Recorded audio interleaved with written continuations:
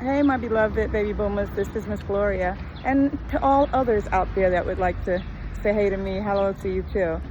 You know, I was thinking about how currently I am single, and I'm very, very happy to be single. Very, very happy. I'm not exactly ecstatic that it came that way by, being a widow, but I'm very happy, and I have such freedom. I can do what I want, when I want. I can go and come as I please.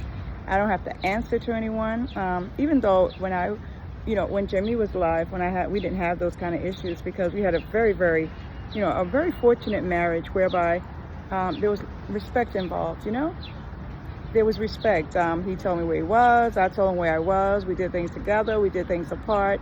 And so today I'm reminiscing on Jimmy. I miss him dearly because it's been 6 years and 9 months since he departed.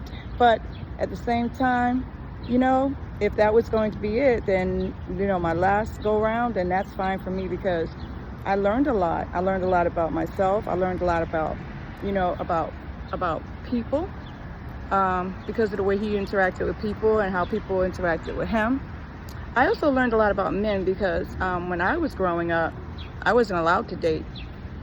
My dad was a minister, like an Orthodox type minister, whereby it was like, hey, if you're gonna date, then you're gonna get married. So I pretty much married the first person I dated, but fortunately, I really liked the person I married, and then eventually, I loved him, and that lasted for as long as it lasted. And then I learned what I learned, but one thing I didn't learn was like how men were, the characteristics of them overall. Because I know men are different depending on each person is individual, depending on who they are. But at the same time, there are generalities that are very, very similar. Men are not like friends that are just like, just happen to be. What I'm trying to say is they're not like, you can make them friends, but they are going to always be men. Sometimes I notice that women, they have men as friends, or the ones that want to have them as a husband or a boyfriend, they try to make them into a gal pal. And I guess that may work for some men, but in my experience, which I always talk to you guys about, I only can talk about my experience. It's depending on the type of man. My man was not a gal pal, and he can't be a gal pal. My gal pals are for me to be my friends, and my guy friend, boyfriend, or never had boyfriends. They were either going to be prospective husbands or fiancés, Now, I'm none of that dilly-dallying around, and I'm still that type of person. Dating with a purpose, dating with intention, not just, let's just see what happens. So I don't believe in that kind of nonsense. Because at my age, you kind of know what you want and how you want it. And you get to the point where you want to meet somebody that's the same way. You want him to say, hey, this is what I want in my life. This is how I want it to look. And this is the type of person I want, and this is who I know I can get along with, and who, the type of personality that don't work for me. And because we're not kids anymore. And so I probably got off the point, but the main thing is that it's nice to have companionship, but at the same time, it's great to be single as well. There's just like a clock that just ticks and ticks, and but yet there's no end, because you just can just do what you want, be where you want to be, make plans, spend your money how you want to spend your money. Just freedom, But I'm here to say you can also have that kind of freedom when you're in a relationship if you were to be with someone that is similar to you. But if you're kind of like me, free-spirited, and I live by the rules when I have them, like let's say if I am a monogamous type of person, like right now I'm totally 100% celibate. But if I was the type of person that was with someone and we had certain ways, things how we live, that's what I would do. Because that's the agreements you make. And one thing, if I talk positive, those are the positives. But if I say anything negative, it would be that if you would be into a relationship with someone and they decide like, you know what, I don't think I want to be with this person anymore, but this woman brings this to the table and I'm just going to be with her anyway, even though I don't really want to be with her. That kind of stuff I don't like. And I see that happening a lot. I see a lot of times men get with women and then there's something about the woman that she has, some things she has, whatever they are. No need to go into details. But there are things that the man wants, but he don't really want to be with her anymore, and he doesn't. And the woman can feel it. Let me tell you something, ladies. If you're ever in a situation like that, you should see yourself out. You can go ahead and try to make things work if you want to, but making things work, it's a two-way street. It's not like, oh, you're just gonna work, make this work, or make a man be this way and you don't make anything. I believe in people coming to the table with what they bring, and you see what they got, they see what you got. And I'm not talking about money or anything, house or cars, but I'm talking about, the interests of the individual, how interested they are in you and what you're doing and how your life is going and how their life is going and the goals that you want to pursue together, those types of things. And if it gets to the point where the other person doesn't want to do it anymore or they change their mind, my big thing about this whole thing is I think it's just respectful to let the other person know.